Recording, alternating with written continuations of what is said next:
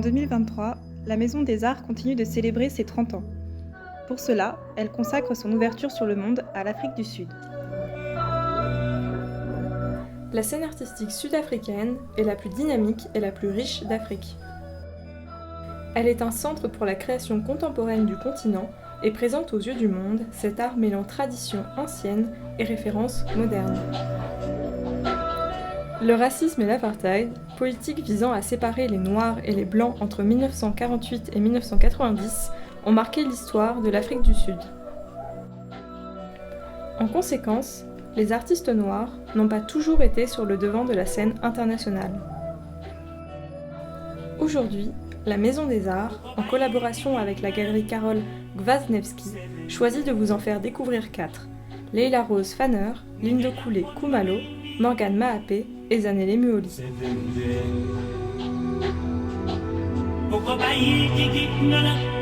Dans la première salle, vous ferez la rencontre de Leila Rose Fanner et de ses œuvres féminines et oniriques. L'artiste métisse est née en 1969 en Californie. Elle grandit avec sa mère et ses 2 sœurs au milieu de la nature pour fuir le racisme et l'apartheid.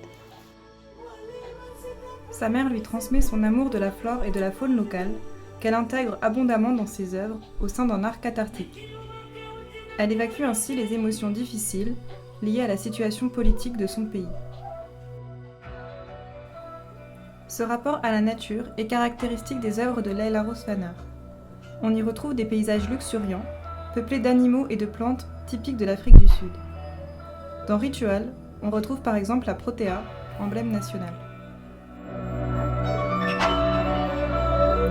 Au sein de ces paysages se fondent des silhouettes féminines noires, au visage à peine esquissé, voire anonyme, traduisant la volonté universaliste des œuvres de l'artiste. De cet ensemble très décoratif se dégage une ambiance irréelle et imaginaire. Au cœur de son processus créatif, l'artiste appuie sur 3 courants artistiques européens de la fin du XIXe siècle et du début du XXe siècle. À travers les tenues de ses personnages, elle cherche ainsi la préciosité des œuvres du mouvement Art Nouveau de Gustav Klimt et d'Alphonse Mucha. Elle retient l'aspect décoratif des motifs de William Morris, figure du mouvement anglais Arts and Crafts. Elle se saisit de l'absence de perspective des œuvres de style naïf d'Henri Rousseau.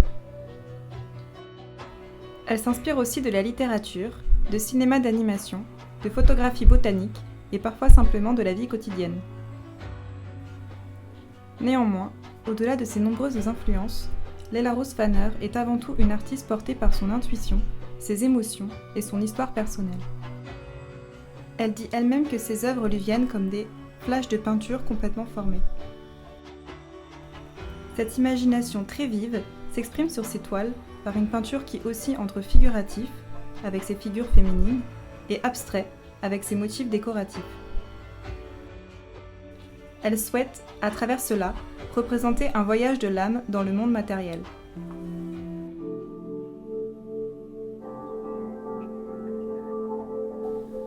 La seconde salle du rez-de-chaussée vous invite à entrer dans l'univers de Morgan Maapé. Né en 1983 dans un township de Durban, quartier d'une ville réservée aux Noirs pendant l'apartheid, il s'intéresse très tôt aux arts et à la fabrication de maquettes. Il quitte son emploi en 2003 pour se consacrer complètement à son art. Il travaille avec une grande variété de matériaux et techniques de recyclage qui lui permettent de produire meubles, portraits et sculptures. À partir de 2007, la perle de verre devient peu à peu son matériau de prédilection avec lequel il crée de grands tableaux. Les œuvres de Morgan Maapé se composent de paysages, de portraits et souvent les deux dans des imbrications variées. Pour lui, représenter des personnages de cette manière est un moyen de montrer simplement leur humanité et leur dignité. Ce travail, presque philosophique, lui permet d'évoquer les questions sociales et culturelles des communautés sud-africaines. Il s'intéresse aussi à la relation entre culture populaire et beaux-arts. La perle, qu'il met tant en valeur, est en effet un marqueur traditionnel d'identité, de pouvoir et même de croyance en Afrique du Sud.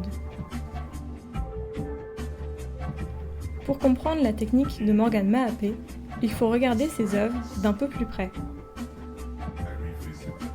Chaque perle est enfilée sur un fil attaché sur une structure en bois. Chaque fil est indépendant du précédent, et c'est lorsqu'ils sont tous rassemblés que l'image se forme. Néanmoins, pour voir l'image, il faut cette fois-ci reculer un peu. Ces deux points de vue, proches et lointains, permettent de comprendre la métaphore autour du collectif défendu par l'artiste. Pour lui, chaque perle est un individu et chaque ligne un groupe de personnes. L'image n'apparaît que lorsqu'ils sont tous réunis.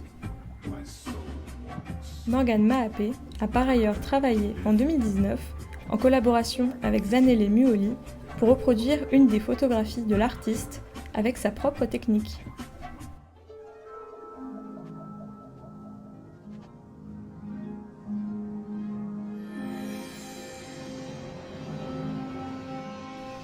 Les photographies de Zanele Muoli nous accueillent dans la première salle de l'étage.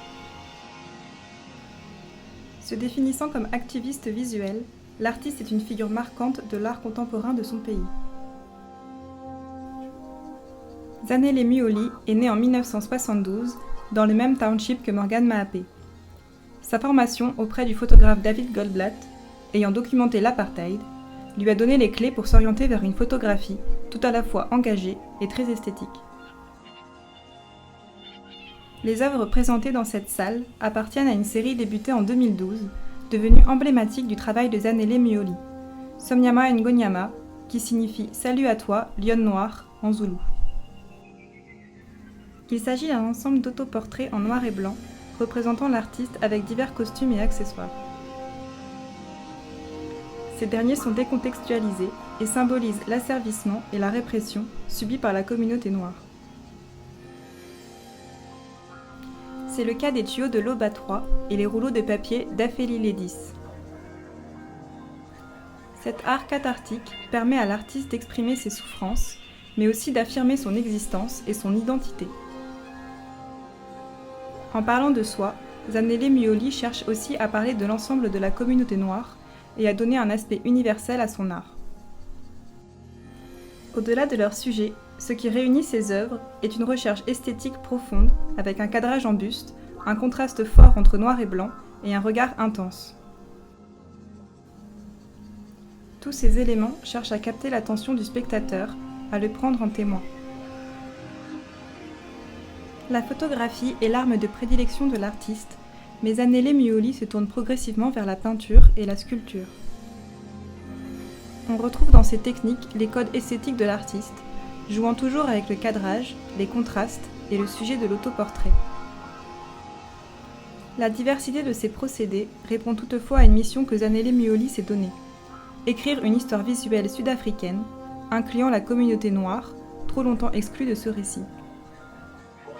Esthétique et militant, son art démontre également une volonté de documentation, d'archives et de lutte pour les communautés noires et LGBTQIA+, auxquelles Zanele Muoli appartient. Ne se retrouvant pas dans les codes féminins et masculins, l'artiste s'identifie comme non-binaire et s'attache à lutter contre toute forme de violence et d'exclusion. Son but est de rendre visible ce qui a été rendu invisible. La dernière salle de l'exposition est dédiée à Lindokuhle Khumalo. Né en 1995 dans un village au nord de Durban, il se lance professionnellement en 2015 à seulement 20 ans. En moins de 10 ans d'activité, ses œuvres sont exposées en Afrique et en Europe, où elles sont conservées dans de nombreuses collections privées. En 2019, comme Morgan Maapé, il a également revisité une œuvre de Zanele Muoli. Lindokuhle Khumalo possède un style très caractéristique. Son art se développe sous forme de portraits monumentaux peints en aplats de couleurs. Pour appliquer ces dernières, il utilise le plus souvent une technique mixte, comme dans Building from Interest, ou de l'acrylique, comme dans Untitled, qui renforce l'intensité des coloris choisis. Les personnages de ses œuvres sont également mis en valeur par une lumière forte, qui créent des ombres puissantes derrière eux. Il trouve son inspiration dans son entourage. Sa sœur apparaît régulièrement dans ses œuvres, notamment dans le tableau Muse exposé. Très proche de sa famille, il fait aussi référence à ses ancêtres, dont les visages apparaissent sur les caméras installées à la place de la tête des personnages. Au-delà des aplats et des fonds monochromes, ses œuvres sont réunies par la couleur verte. Symbole d'espoir, le vert est pour l'artiste un moyen de dialoguer avec la jeunesse noire défavorisée à laquelle il s'identifie. C'est aussi une manière, pour lui, de garder un lien avec sa famille et ses origines zoulous. Le vert est en effet une représentation symbolique et métaphorique de certains rituels et costumes traditionnels. À travers ses portraits, Lindokoulé Khumalo veut sensibiliser aux sujets sociopolitiques et aux questions culturelles des communautés sud-africaines. Bien qu'il soit né après l'apartheid, il est le témoin des inégalités qui persistent dans son pays et les combat à l'aide de ses œuvres, comme le font également les 3 autres artistes de l'exposition, chacun à leur manière. Dynamique et créatif, Laila Rose Fanner, Lindokoulé Khumalo, Morgan Maapé et Zanele Muoli sont représentatifs de la scène artistique de leur pays. L'Afrique du Sud est aujourd'hui une vitrine mondiale de l'art africain, à l'échelle du continent et du monde. Chacun montre également le revers de la nation arc-en-ciel dans ses œuvres, en interpellant sur des sujets malheureusement toujours d'actualité, les discriminations, les inégalités et le racisme. Leur art est un moyen de montrer ces sujets pour les combattre et lutter contre eux.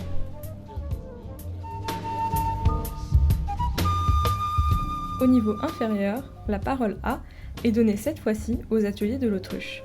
N'hésitez pas à venir admirer les créations des enfants ayant consacré plusieurs séances à cette exposition.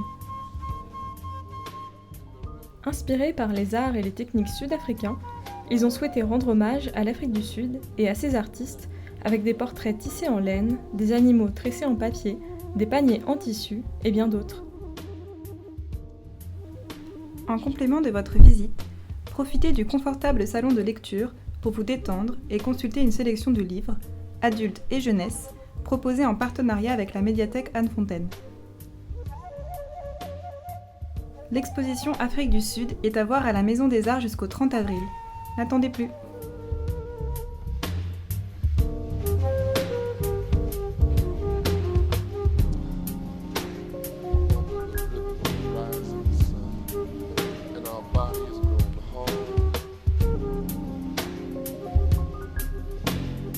Hey man, it's been done on